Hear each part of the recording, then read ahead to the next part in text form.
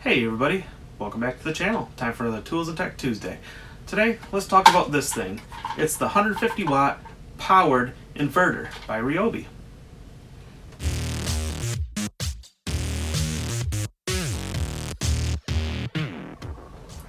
I just want to start out by saying thank you so much for everybody for all the prayers and well wishes while I was in the hospital. I really appreciate it. It means a lot. I thank you very much. Okay, so this thing's model number is RYI150BG. So, okay, first of all, let me point out that, I should apologize first that I did a lot of this testing before I was in the hospital, so I'm kind of going by memory on some of this stuff. Basically, one of the few things that I should point out right off the bat is that there's a 2-pack. And it costs $150 currently. The the single pack is currently listed at $59. Why in the world? I'm looking at the website and I cannot figure out why in the world anyone would want to spend $150 on a 2-pack and have to wait for it to be shipped when they could go get 2 of these for $120 and not have to wait for it to be shipped. There doesn't look to be anything else according to the website that comes in the package for the 2-pack. So why would you spend $30 more and wait for it to come? I would say just go get 1 or get 2 if you want them, but no sense in getting the 2-pack unless like that's the only thing you have in your store for whatever reason, which I haven't seen in the store, and you can't wait for the single pack. I mean, why pay more? Okay, so let me give you a brief overview of this thing. So first of all, you plug in the battery just like a drill or any of their other tools like that. It has a 150 watt inverter. You have a power button. As soon as it turns green, you can hit this button, turn on the light so you can use it as a flashlight. Now the inverter goes up to 150 watts.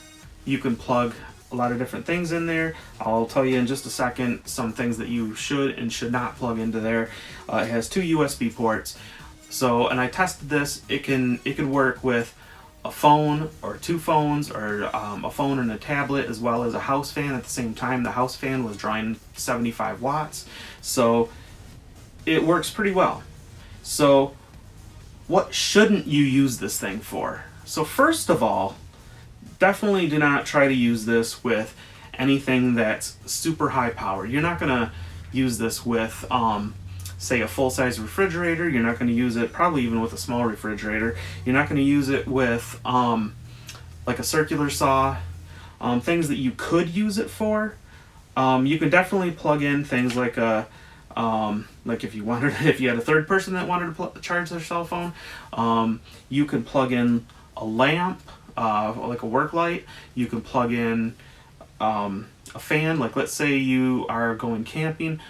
Both of those situations you might want a light or a fan. You could do both at the same time, so long as you're not going over that 150 wattage. So let's say you have a fan like I did that was drawing 75 watts, which is a pretty good size fan, and you could still have another 75 watts available, which could do a lot. Like if you're plugging in some type of lamp with LEDs, you could still have a lot of light and a fan just from that plug. So you could do that. What I would not also do is, even though the package and the website says you can plug in a laptop, I wouldn't.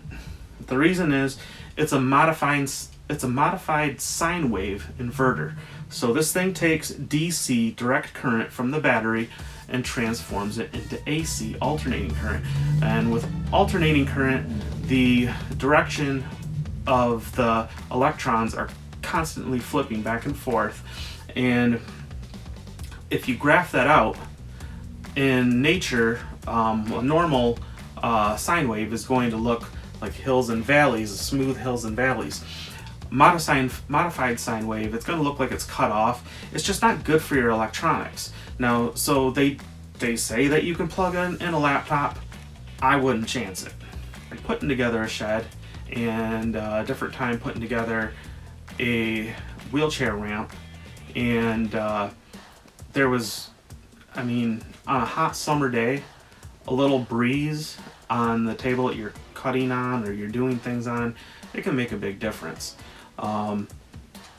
So that, or if it's starting to get late and you need some power, or you're camping and you need some power for some light, this thing is great for that. If you have one of those inflators that is meant for inflating like air mattresses and things like that, but plugs into a wall outlet like this, you could plug that in. So how long does this thing last? Well, first of all, it's going to depend on the battery you have in there. This particular battery I tried first. This is the P102. It's Ryobi's smallest battery. It's their it's going to provide the least amount of charge time and the least amount of output power if you're using it on a tool. But anyway, it lasted me, they're claiming it should be, I think it was 2.1. I'll put it up on the screen. It should be, they're claiming 2.1 charges on a cell phone. Well, it didn't even charge my cell phone once. Now, I have a power-hungry iPhone 8 Plus, which has a large 2,675 milliamp hour battery. So, translating that, that's roughly 13 point something watt hours. And this claims to be 24 watt hours. So doing the math, this should be able to charge my phone almost twice. However, it didn't even charge it once. But I thought, well, fair enough. It's an old battery.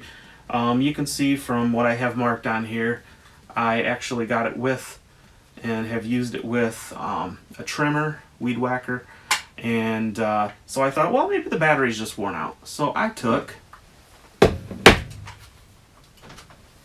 this guy. This is one of them that I got fairly recently in the Ryobi Days package. So this came with two of these in a case and a charger, and you got a free tool for 99 bucks. It was actually, I thought, a really good deal. Okay, so when I slapped on the bigger battery, this is the P191. It's 3 amp hours, or that translates in 18 volts into 54 watt hours. Now when I put this on there, it did give me several chargers on my cell phone. As a matter of fact, I was able to charge my cell phone, and during the last time while I was charging the cell phone, just to see what would happen, I plugged in that house fan and I ran it for, I think, about 25 minutes, and it finally petered out. So what's the verdict on this thing? Well, don't expect it to run huge, powerful appliances. Lights, fans, things like that are great. You're not going to run a table saw or even a circular saw off of this thing. You're not going to want to try to run a full refrigerator off of this thing. But small things. The packaging does say that you can run a laptop. I wouldn't chance it because I would be afraid it would damage the laptop because of the modified sine wave inverter. But it will work absolutely fine for charging your cell phones, and the reason you can do that is because it doesn't have to go through the inverter. It is DC to DC. USB plugs are 5 volts DC, so it doesn't have to use the inverter, so there's no modified sine wave there. So I can definitely see this thing working when you're going camping, maybe in a tool shed or a workshop that you just need some extra light, or you just want to have a fan blowing over you because you're not sweating to death. I can definitely see this working great in those situations. Just keep in mind its limitations. It's not super powerful, and it's not going to last all day long on one battery. You might need to take a couple batteries depending on what you are powering. So I hope that helps somebody out. Thanks so much for watching another Tools and Tech Tuesday. If you have any questions about the thing, leave it in the comments. If you want me to test something, let me know. Thanks so much for watching. See you next time.